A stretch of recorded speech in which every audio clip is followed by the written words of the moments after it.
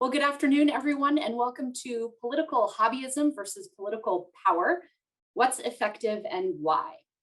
While we can't gather in person, I'm very pleased to welcome almost 200 alums, parents, and friends of Tufts as part of Virtual Reunion Week, which features faculty lectures like this one, alumni panels, and several other events for jumbos around the world to enjoy. If you want to see a full schedule of events, you can visit alumniandfriends.tufts.edu. My name is Rachel Hoff, and I'm a proud member of Tufts class of 2004. And before I introduce our esteemed speaker, let me just go over a few housekeeping items. First, you'll notice that your audio and video have been turned off.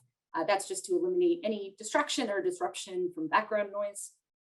We will, however, have an audience discussion session after the presentation. And so if you'd like to ask a question, you can do so using the Q&A chat function, which is on the lower right-hand side of your screen. The webinar is being recorded and it'll be uploaded to the Tufts Alumni YouTube channel. Nicole will post a link to that page and you'll receive an email when the video is ready for broader viewing. You'll notice that closed captioning is on. If you'd like to turn this feature off, you can click Live Transcript at the bottom of your screen and then click Hide Subtitles. Finally, I'd like to call attention to our community values. The goal here is to create an environment where everyone feels welcome to participate, ask questions, and engage in respectful conversation. So Nicole's going to post those values in the chat box as well. So with all of that aside, I'm so very pleased to introduce to you Professor Eitan Hersh. He is a Tufts alum himself, having graduated just 1 year after me with the class of 2005. And though I don't think we knew each other at Tufts, at least we didn't know each other well, we got to know each other as part of a really close-knit group of Tufts alumni here in Washington, D.C., where we both moved after graduation. Eitan and I were both privileged to receive the Ducko Fellowship through the Tisch School, which was organized by the amazing Tufts alum, Deb Jostin. And this fellowship brought together bipartisan recent graduates to work in policy and politics here in DC. So during the Ducko Fellowship, I worked at a right of center think tank and Eitan worked at a left of center think tank. But it was a different era, I suppose, and we managed to become friends anyway. I think Tufts, the Ducko Fellowship, Deb, all of that community really worked together to foster a sense of civic participation, engagement, and public service that I happen to believe may have helped Eitan set off on the course of his research and scholarship, which focuses on those issues. So he returned to Tufts a few years ago as an associate professor in the Department of Political Science and the Tisch College. He's the author of the book, Politics is for Power, which is the subject of today's book talk, and focuses on moving beyond political hobbyism to do the real work to effect change. He earned his PhD from Harvard and previously served as an assistant professor at Yale. So it's easy to see why he's so very pleased to be back on campus at Tufts. In recent months, he warmed the hearts of many Tufts families when he invited the grandparents of his students in his US elections class to join that class via Zoom. And I think it's safe to say that Eitan absolutely would have been my favorite professor as a young poli-sci student at Tufts. So please join me in giving a very warm virtual welcome to Professor Eitan Hersh. Thank you very much. Thank you, Rachel.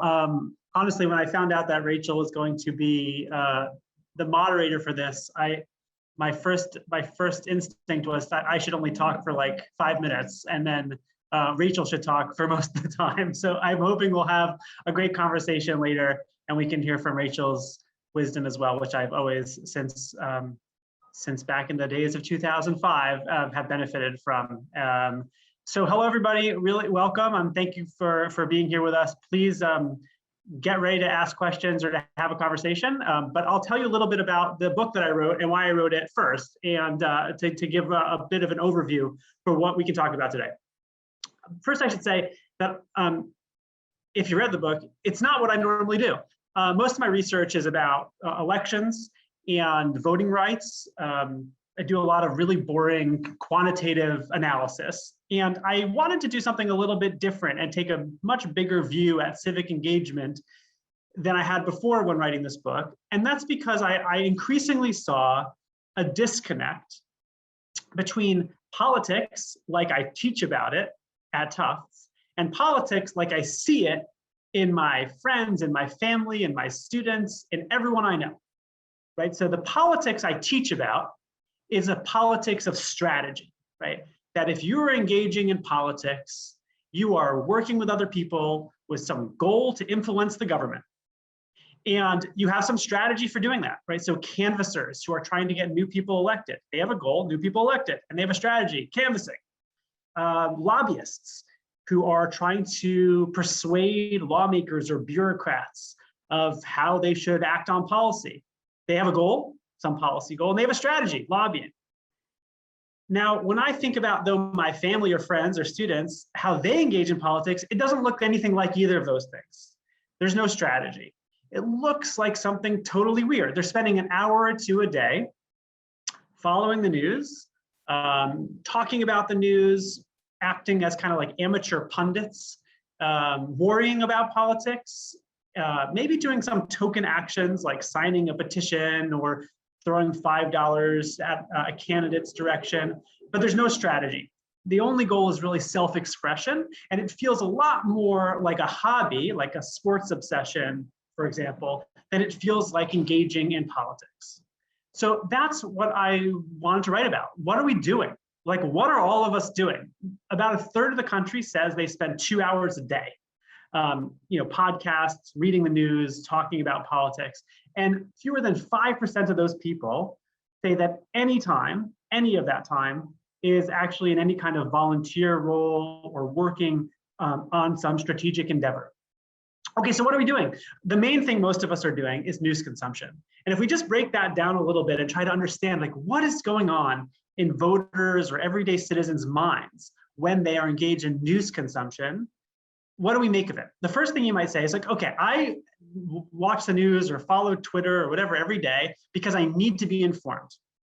It's important that citizens are informed so they know who to vote for.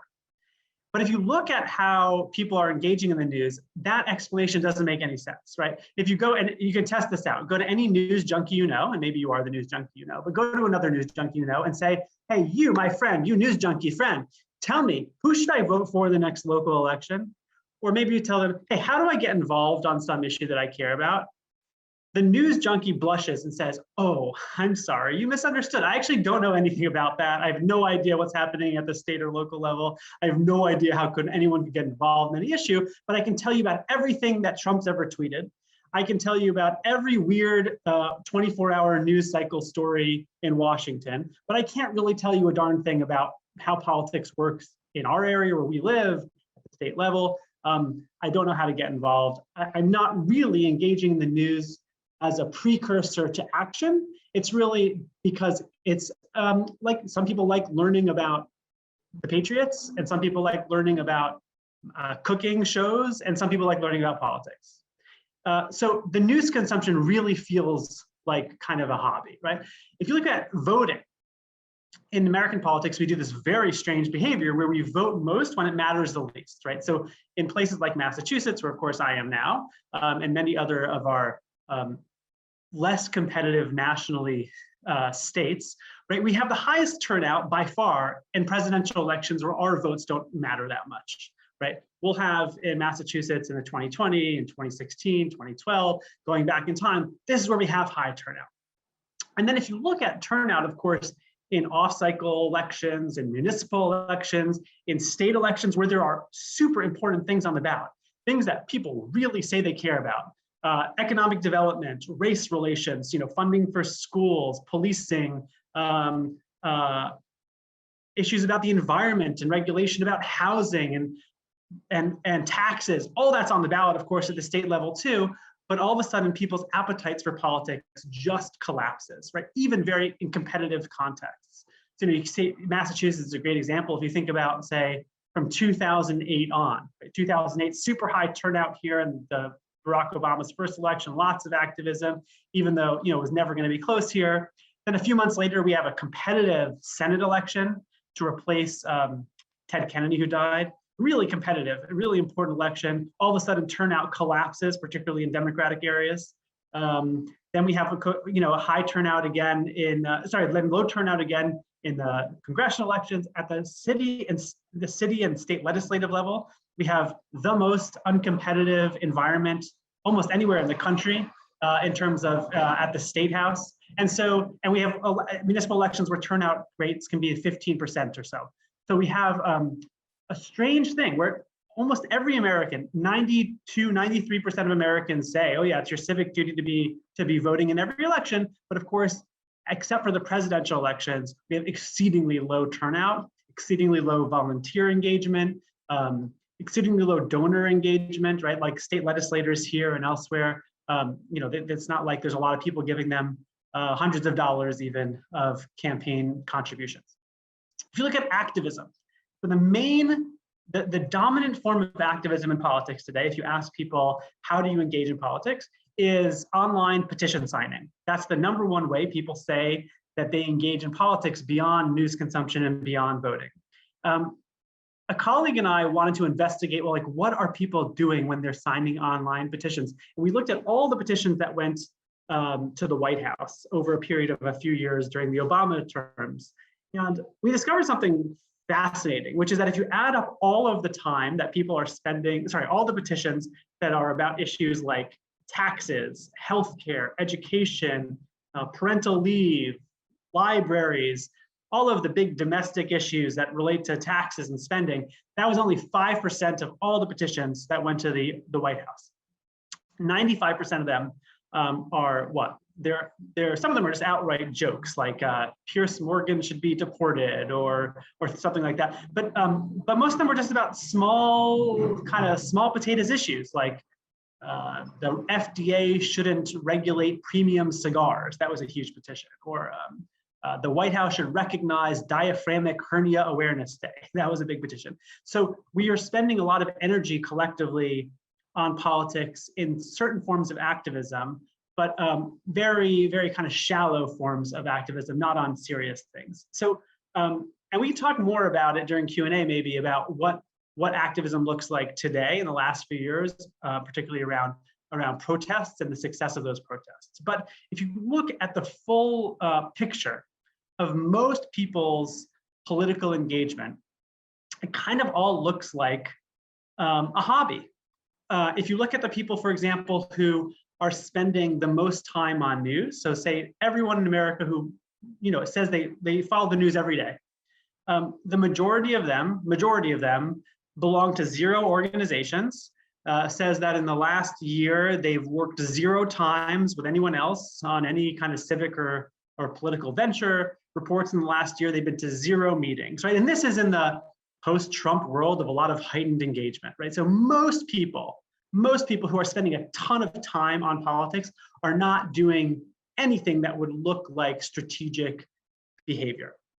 The argument of the book is fourfold. The argument in the book is, first, a diagnosis, really. This is what we're doing when we're doing politics. Something that looks like how foodies deal with their food hobby, or how sports fans look at their sports hobby. That's how most people are doing politics. The second argument of the book is that this has increased over time, right? So there's always been a set of Americans that were kind of obsessed about politics, but there's been a growth of a form of politics where we do it like in the shallow way and a decline in doing it in the deep way, right? So over time, of course, has been going on for 20, 30 years, the story of Bob Putnam's Bowling Alone. We know there's been this steep organizational decline over the last 50 years, really. But there's been this big increase in people saying they care a lot about politics, they follow politics, they know politics. And technology, we can talk more about why that's happened, but the most obvious answer is technology, where a lot of us are doing politics like other hobbies in short 5-minute stints peppered throughout the day, right? So we will look at our phone for 5 minutes all throughout the day on Facebook, on Twitter, and those of us who care about politics will be looking at politics. And we're not setting aside an hour of our life, like in the evenings, to do something strategic, to attend a meeting, to plan a goal. So there's a story in the book about why this has actually increased over time. The third goal of the book is to evaluate this question that might be on some of your minds, which is it possible that political hobbyism, doing politics in the kind of shallow, self-expressive way, is good, or is it bad? How do you know whether it's good or bad? Right, you might think that political hobbyism, doing politics as sort of like an amateur pundit, is an on-ramp to doing politics in more effective strategic ways. Or you might think, no, it's not. It's a replacement for doing real politics. Which of those two stories is right?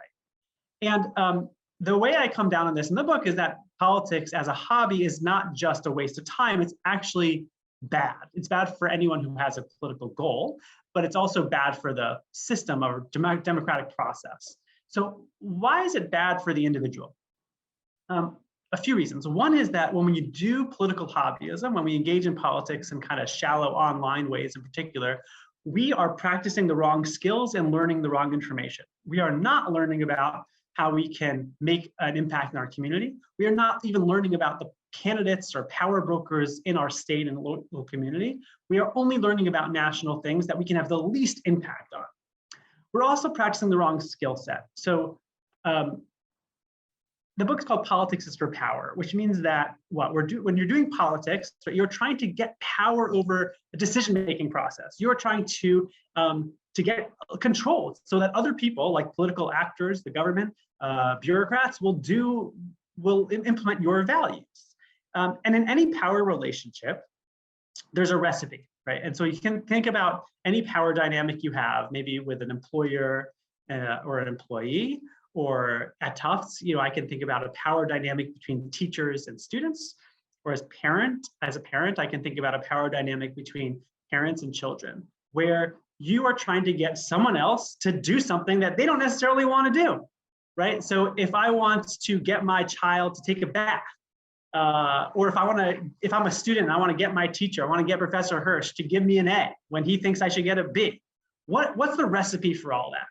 And the recipe for all of that, anytime there's a power relationship, is empathy. It's figuring out what is the other person want? What are their incentives? What is making them tick? Maybe my 2 or 3-year-old wants to finish building blocks before I put her in the bath. Maybe my teacher thinks I didn't work hard enough, but I want to understand where he's coming from, right? We try to put ourselves in the other person's shoes and figure out what's the strategy for moving them to us. And that's in politics too, of course. If you are trying to get a voter to vote or to vote your way, or if you're trying to get a lawmaker to vote your way, you have to figure out what are their incentives? What do they want out of this? How do I make them come to my side? But in political hobbyism, online, on Facebook, on Instagram, on Twitter, the goal is just self-expression. It's not really trying to move someone towards your position. And that's why it's not a very empathetic environment, right? It's not an environment we're actually trying to change minds. It's an environment we're trying to get something off our chest, to feel a sense of catharsis. So that's one of the reasons why political hobbyism is not just kind of a waste, but it's actually, we're really doing it wrong in ways that harm our own values. The last part of the book, and it's actually kind of the main part of the book, though I'm saying it last, is to talk about the alternative. So everything I've talked about up till now might feel like a bit of a bummer, right? I may have told you most of us who are doing politics are doing it all wrong. We're making politics worse. This sounds like kind of a bummer. And so the question is, what is the alternative? How do we do politics a different way? To answer that question in the book, I tell the stories of 7 organizers, from 19-year-olds to a 98-year-old, who all do politics in a totally different way than most of us are used to.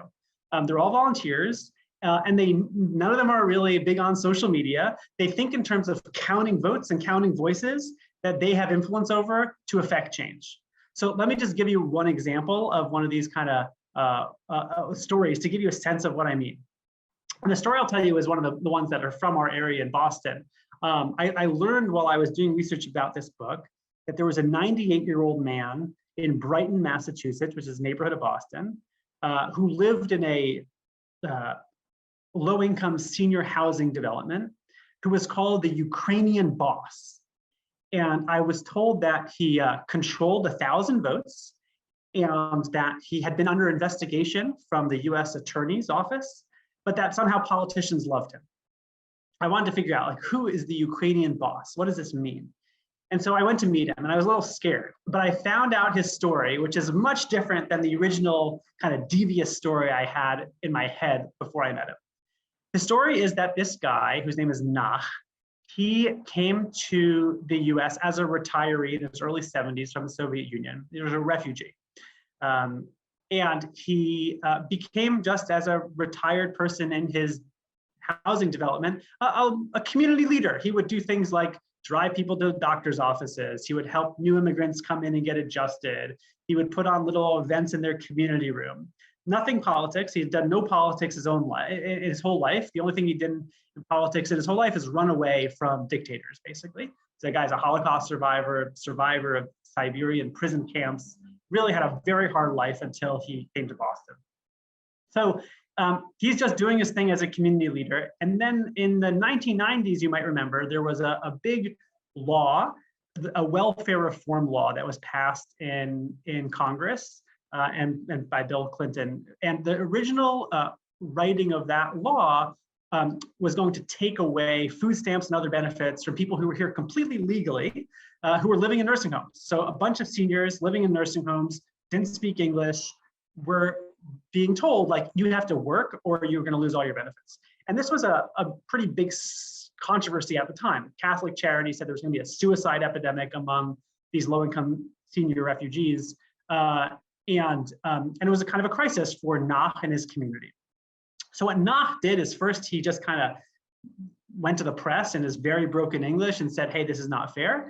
But then he started organizing his community for citizenship tests. Most of the people in his community had already been in the country for long enough to be eligible for citizenship, but because they were quite elderly and didn't speak good English, they had no reason to take the citizenship test. So Nach and his wife start running a program where they help the retirees practice the questions about the Declaration of Independence, or whatever the questions are about, practice the English interview, and over a period of about a year, they get 300 of their neighbors to pass the citizenship test.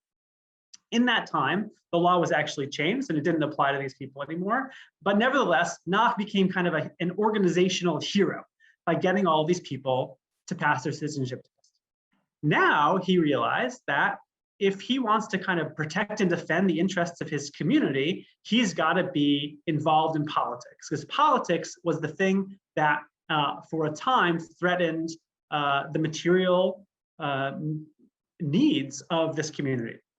So every election, he started a committee to make a slate of candidates from president down to every local official about who the community should support.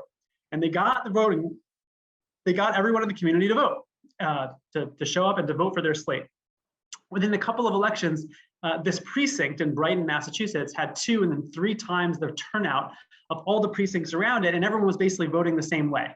And this is what triggered an investigation by the Justice Department. How is it possible that this one person or this one precinct has such high turnout? What's going on? Is there something scary and nefarious going on? And what the attorneys from the Justice Department discovered is that actually what's happened here is that this one person was a do-gooder, and that he built trust and rapport with his neighbors, and he persuaded them to vote. And there was no force behind his power other than his reputation and the trust that he built in his community. Well, with that high turnout came politicians. You started to see mayors and city councilors go and appeal to him for their vote and drive him to the grocery store, do whatever favor they wanted. And when he needed things, like the community wasn't getting their sidewalk shoveled, it made it hard for the elderly people to go to the T. They solved that problem. You did see state lawmakers out in front of his way with shovels doing it themselves.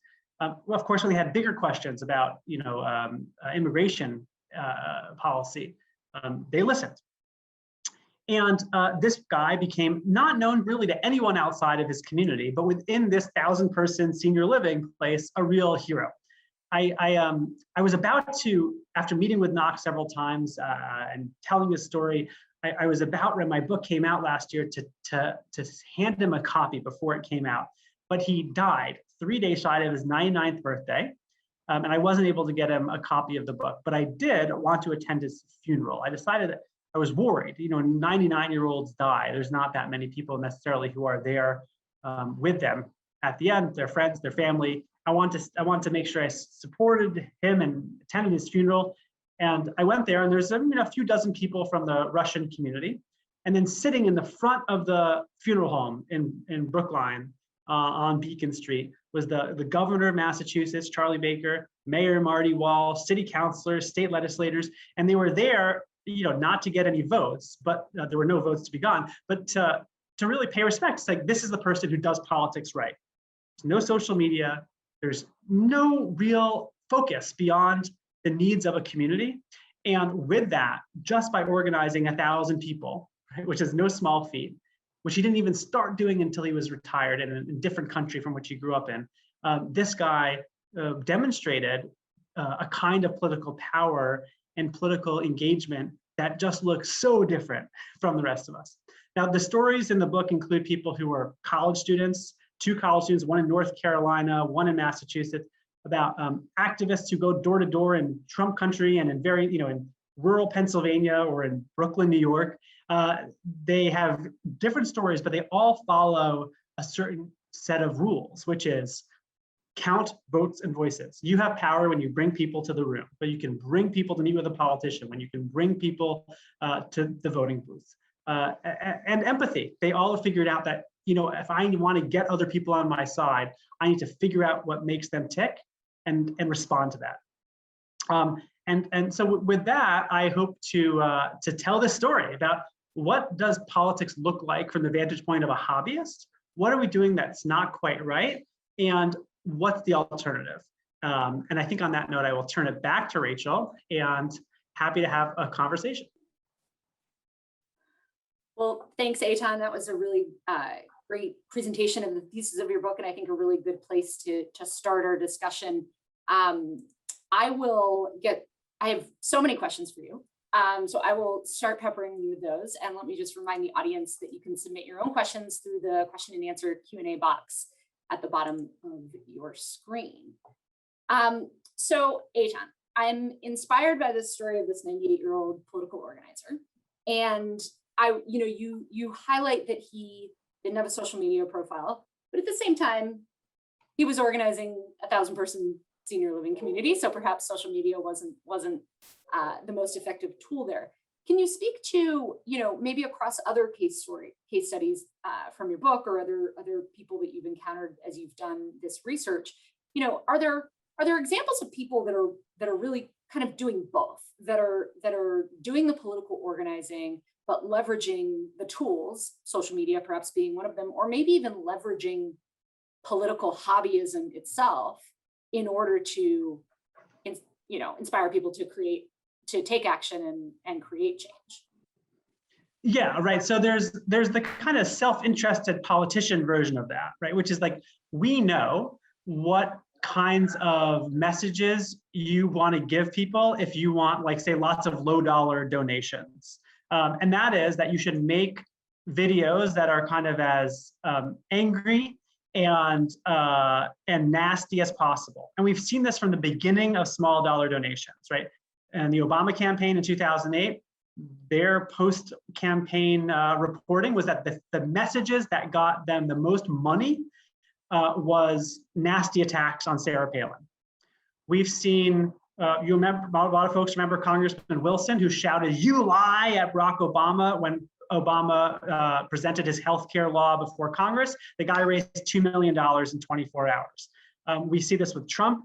We see this on every side. The people who raise the most money in low dollar donations leverage that kind of populist energy by being pretty nasty. So I would say there's bad versions of this everywhere, of essentially, like, how do you get political hobbyists on board? You make them feel catharsis by expressing what's inside them, right? They're angry, they feel angry, and you leverage that anger by yelling at someone in a congressional hearing as a politician. So that's what you do to get the money.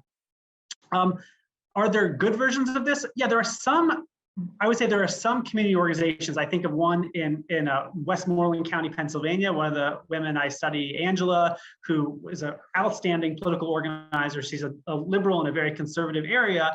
And they have a very active, say, Facebook group, but it's all in service of the community orientation. So it's not like they're not online. It's just that the online and offline communities are very, very connected. I think when you start to see politics where there's real disconnect between the online world and the offline world, that's where, you know, it's not clear that one's going to serve the other. That makes sense. You know, I've been, in the course of my own kind of political life and career, I've done some of the things that you identify as actual political work or legit kind of civic participation. I've traveled to couple dozen states and knocked on doors and asked people to vote for my preferred candidate. I've met with lawmakers and advocated, you know, on issues that I believe in. And I even admit to having attended some of my local advisory neighborhood commission meetings here in DC, which is like our smallest unit of government, so that I can learn about and kind of weigh in on the issues facing my most local community. And in all of those interactions, I've certainly seen over, or at least think I've seen over the last couple of years, a really, you know, discouraging and disappointing trend toward kind of coarsened political engagement. So when you talk about those negative attacks or kind of the negativity driving actual, whether it's small dollar donations or kind of political success, is there evidence that it's the hobbyism itself that is causing that? And then maybe second, is that actually new, or have our political and civic engagements always been polarized, coarse, you know, and divisive? Yeah, well, I mean, one thing that I think has happened because of the online world especially is that a lot of people who are super engaged in politics, they then, maybe some of them, a few of them, we know not very many, but some of them say, okay, now I want to take this energy and bring it to state and local government. And they go there and they maybe use the same strategies that were very effective in getting likes and retweets online, which is basically, you know, raw self-expression. And they get frustrated very quickly that doesn't work so well in politics at particularly the state and local level. You kind of can imagine a scene. A lot of city and town governments are essentially run by volunteer retirees who are elected at 15% turnout rates. And then all of a sudden a new group of people come and say, we want these demands made now. And the people in power are like, okay, thanks for coming. You know, we don't need to respond to this. And so that the tension is a real loss of an understanding of how politics works, right? It's like, if you want to move local politics or state politics, in some ways there's this huge opportunity, right? When there's 15% turnout, it's not that hard to get on your side enough people to win over elections. It's not that hard if you can invest time in building a constituency, but it's not going to work if you just show up to one meeting and hope to make a stink. So I think that the kind of real politics that we see in state houses and in local politics, right, of more like backroom deals and can be frustrating from a certain perspective. I think from a kind of a populist perspective, you know, when things are happening behind the scenes and there's negotiations between business leaders and unions and activist groups, but it's sort of all behind the scenes, it can feel like, I think to the political hobbyist, there's something corrupt about that. It feels like, oh, but like, you know, I don't get to see how that happened. And you know, I don't know how any of this works. A lot of that, I think, is like, we need to detox people away from the kind of self-expressive politics they've been adjusted to, back into the real world politics where we need to have kind of backroom deals, right? I mean, as you probably know, Rachel, but it's interesting to kind of think about this. I mean, the book in some ways is geared toward a lot of the examples are more on the left, but in some ways the argument is quite conservative in a couple ways. It argues that a lot of the transparency measures that we've incorporated over time, televising every hearing, that kind of thing, are actually bad because they prevent people from having actual negotiations. And it's also in some ways conservative in the sense that it's suggesting that people engage in politics where they can have the most impact, which is at the state and local level, and not, pay attention to everything going on at the national level. There is this weird appetite people have. It's that, I want to pay attention to the most important things, which is like, what's going on in the Supreme Court, as opposed to saying, I want to go where I can be most important, which is at the state and local level. Right. So anyway, let's put that on the table. Yeah, I can certainly see how some of those kind of good governance, transparency measures, have had perhaps unintended and even negative consequences. When I previously worked on the Hill at the Senate Armed Services Committee for John McCain, and one of the best moments of my career so far was sitting in a closed door room for a meeting to mark up the defense bill, and no cameras, and the members of the committee sitting around the table, literally everyone from Elizabeth Warren to Ted Cruz, who were both on the committee at the time, just having a conversation about amendments, each making their case, having that discussion, voting, and then moving on, and without the need to do the showmanship or showboating of what folks do when they're trying to kind of make those videos go viral.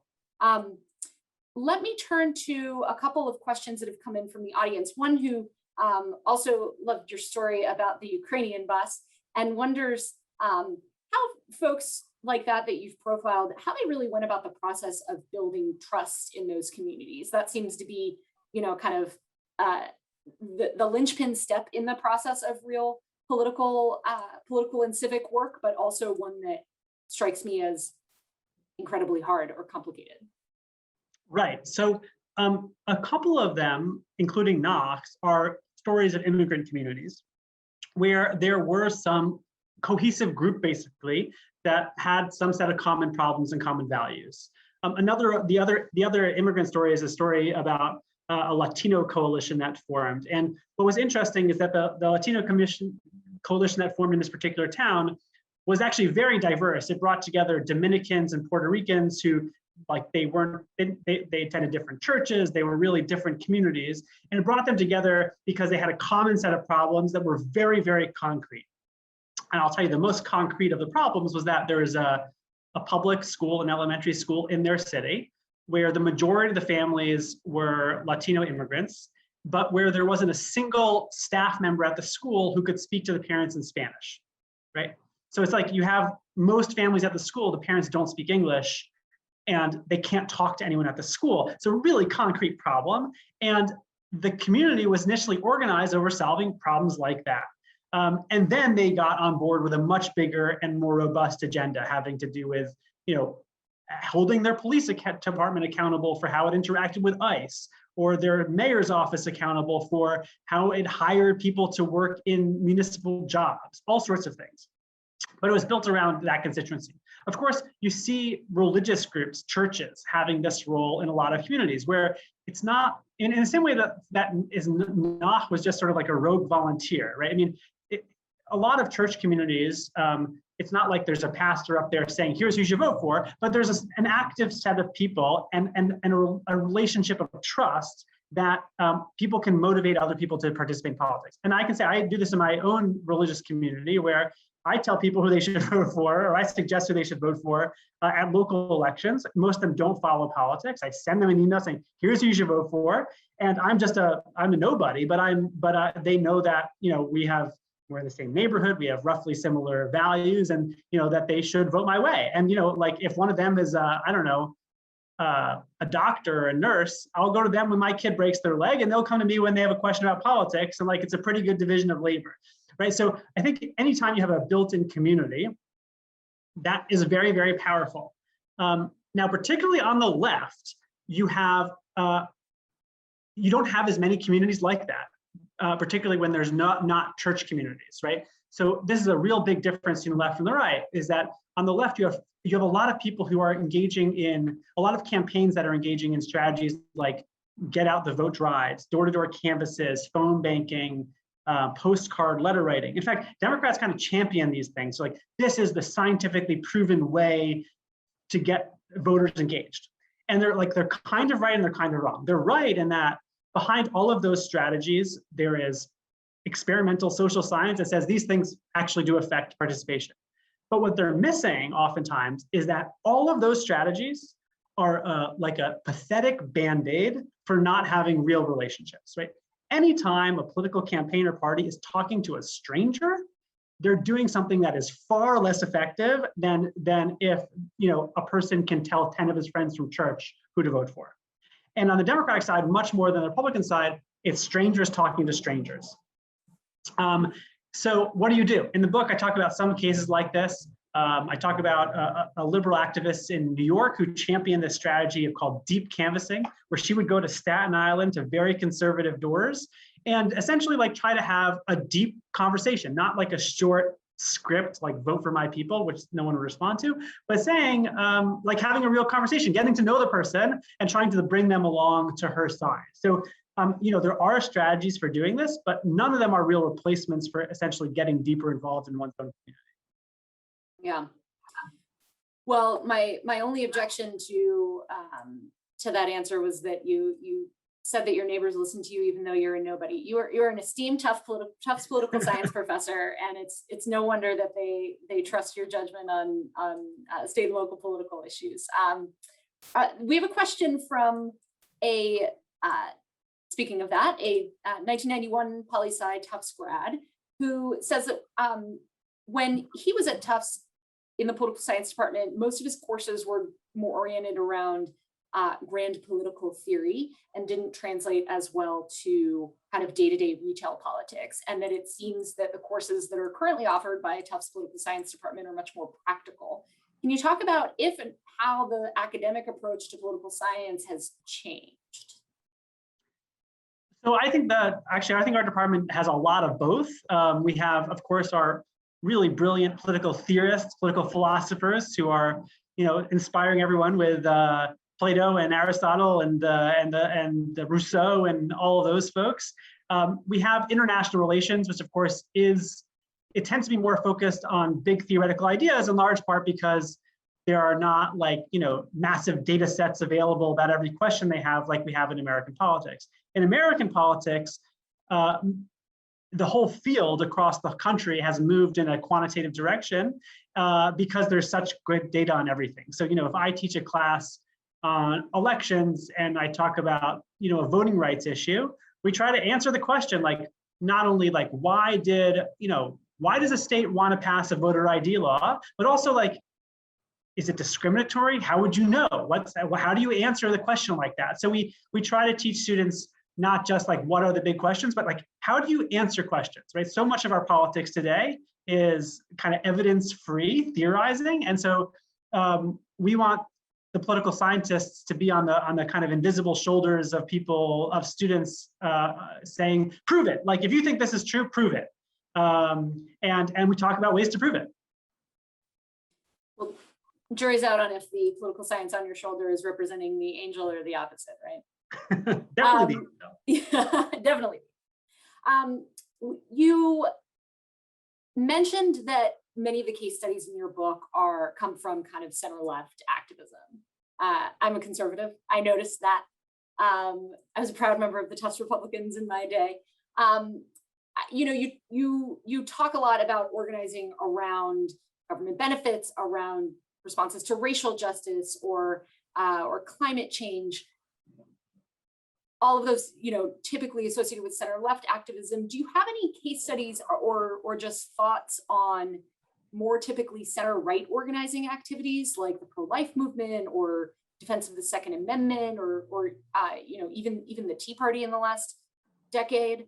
And maybe my specific question is, does the trend of political hobbyism as ineffective or counterproductive faux activism, does it apply in the same way on the left and the right?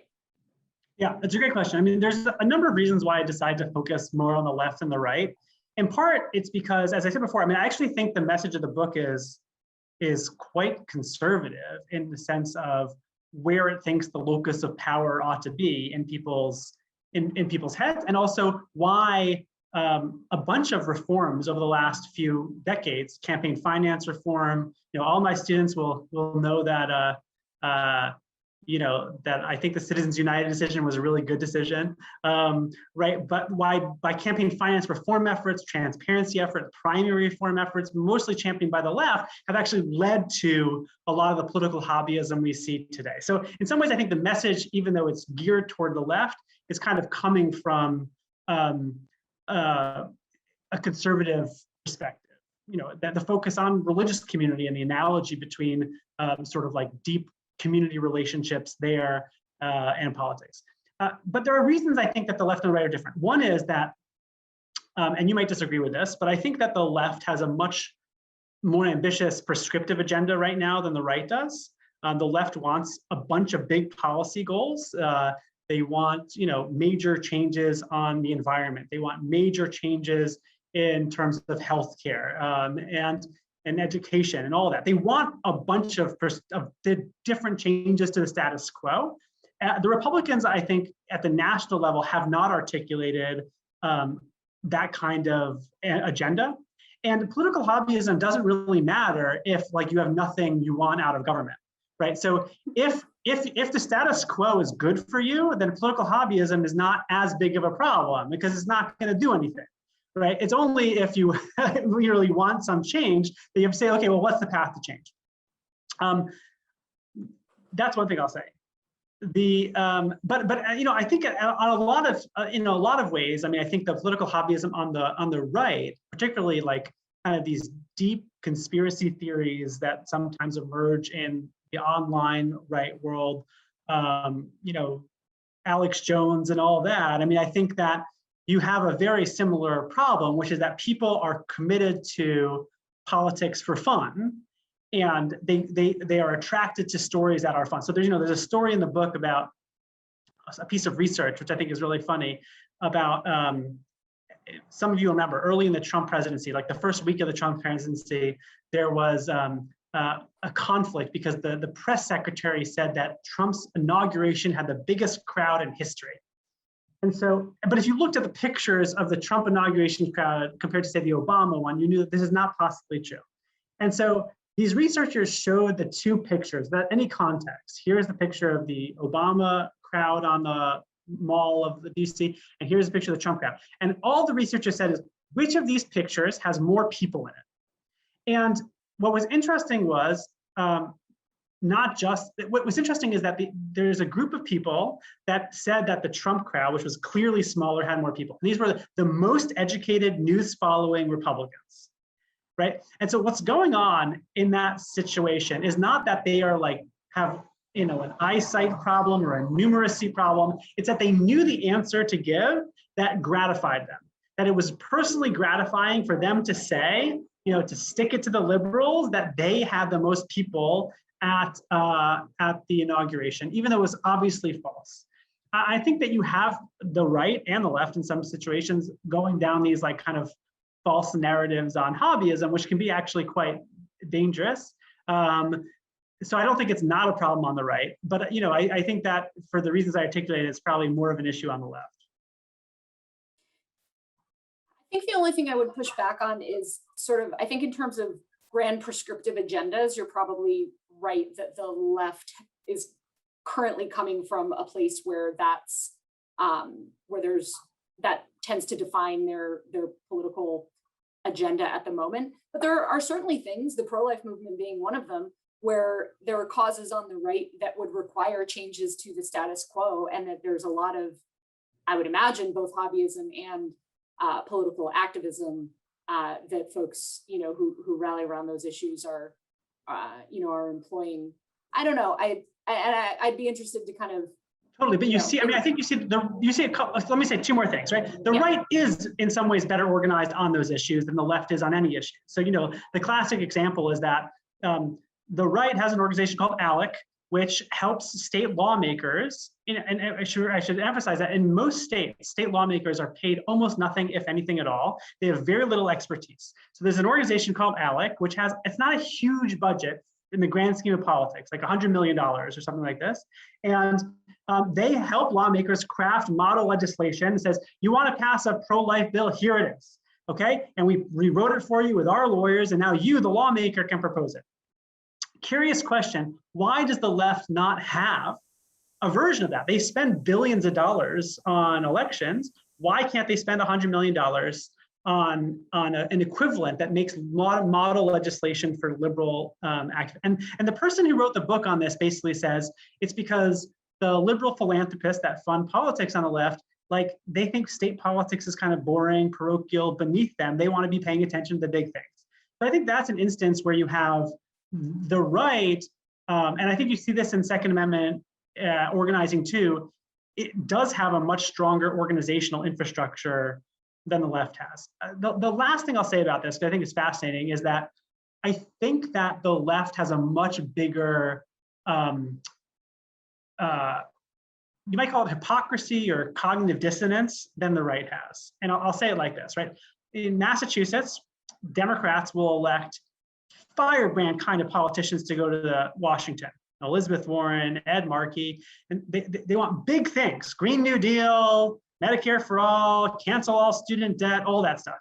But then when it comes to state politics, they say, just kidding, right? We have in Massachusetts the most popular governor in America, who has 90% approval rating among Democrats and has his entire time in office, who basically has, you know, he says, like, we're never going to raise the gas tax, right? You can pretend you can send people to Washington who are going to say they want the Green New Deal, and they'll fight with Ted Cruz about that. But at home, we're not going to mess with any of that. Okay, and so I think that, and you see that on racial issues as well, right? I mean, you see people in very well-to-do liberal neighborhoods of Boston with extremely restrictive zoning rules that prevent any kind of affordable housing, with Black Lives Matter signs in their lawn. And they like, if race relations or racial equality are the biggest issues of their day, they could focus on school equity in Massachusetts. They could focusing on policing, but their votes indicate that those aren't really as high priorities for them. So again, I don't think you have. So I think on most issues on the left, most domestic tax and spend kind of issues, you have kind of this cognitive dissonance, and that encourages hobbyism, right? Because I can feel good by saying Green New Deal, if that's what my people are saying, but at home I can vote to make sure my taxes never go up to pay for something like that. We have another question from the audience, which might sound a bit ominous, but I'm hoping it'll offer you perhaps an optimistic tone to end on. Given the intractable partisanship that we face today, do you think democracy can survive? Totally, but people need to get off the brink of nationalization, right? That I think that there's responsibility. There's a lot of responsibility from all parties to make democracy work well, right? There's a responsibility of Republicans in Congress to say, we're going to certify an election that we lost. There's a responsibility of business leaders. My next book is about the civic role of business leaders, because they have a huge role to play that Democrats for a long time have been uncomfortable with in keeping politics running smoothly so the economy runs smoothly. When the politics is presenting a situation of instability, the economy will suffer. And so it's really important for business leaders to take their own role very seriously in this. And it's also the responsibility of citizens to say, okay, if I care, I'm not going to spend 2 hours a day on Twitter. That is a signal that I don't care, right? The diagnosis I have, the easiest way to diagnose if you're kind of a political hobbyist is in the book is, I point the question to you is anyone counting on you? Right. So if you are a regular Facebook user and you're making your, paragraph long appeals about politics, right? And if you stopped for a week, would anyone notice and call you up and say, hey, Rachel, we really missed your hot takes? And the answer is most likely no. But if you are a member of a real organization that's doing real things, that's keeping democracy afloat by serving people's actual interests, and you don't show up to a meeting, someone's going to be like, hey, where were you? We were counting on you. And so, I think the message is everyone needs to do their part. And obviously the politicians and and business owners, they have a part, but ordinary people too, especially if you're the kind of person that has time to spend an hour a day on politics, you have time to do real politics, right? You have time. And I know that because almost every time I talk about, people say, I don't have time. And I say, what's the last thing you binged watched on Netflix? Oh, I have time for that, right? Everyone has time for binge watching Netflix. If you have time for that, you have time for an hour or two in the evenings to engage in real politics. It requires a little bit more, mental acuity than my zoning out binging on Netflix, but fair point in terms of the hours in our day.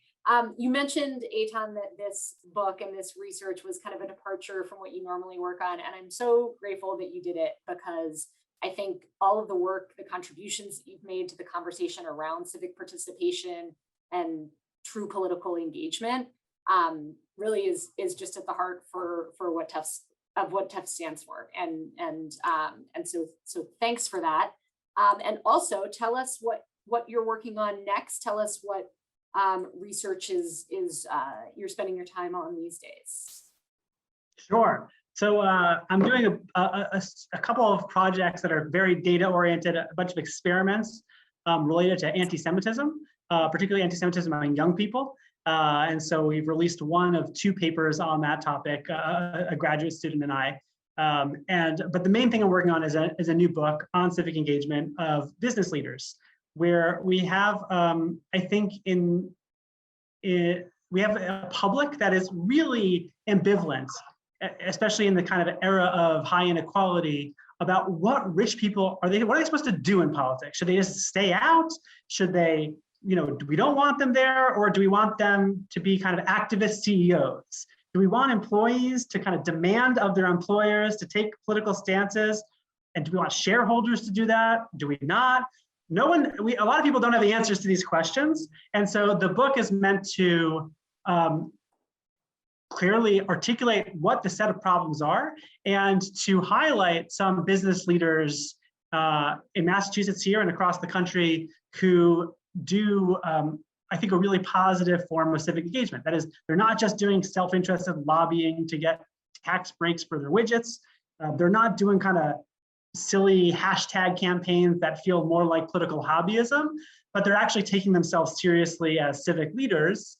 And that the results are very, very positive. So that's the next project. Well, we'll certainly look forward to. Is that echoing just on my end? There we go. We'll certainly look forward to reading your research when those projects come out. Thank you so much for taking the time to spend with us today. From myself and everyone in the Office of Alumni Relations, thank you to all of our attendees for joining and watching and participating as well. Congratulations to those of you celebrating reunion milestones. And as a reminder, there are still a few more events left in the week, so I encourage you to check out the schedule of events at go.tufts.edu/reunion programming. Take care, and we'll hope to see you all back on campus again soon. Thanks so much. Thanks, Eitan.